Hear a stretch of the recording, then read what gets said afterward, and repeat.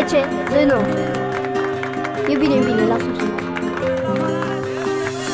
Am să cânt și o piesă, cea mai nouă melodie pentru toată lumea prezentă, pentru toți frații noștri și pentru cei care nu mă cunosc. Sunt Ionuț Cercel, băiatul lui Petrică Cercel. Ușor, doar eu și chitara pe spate. Iau.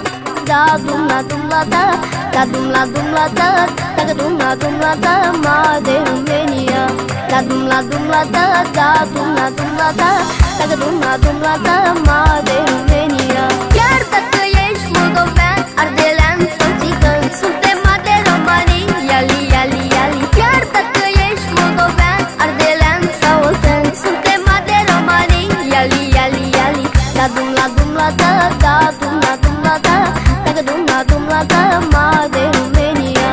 Da dum la da, da dum la da, da dum la da, ma de România.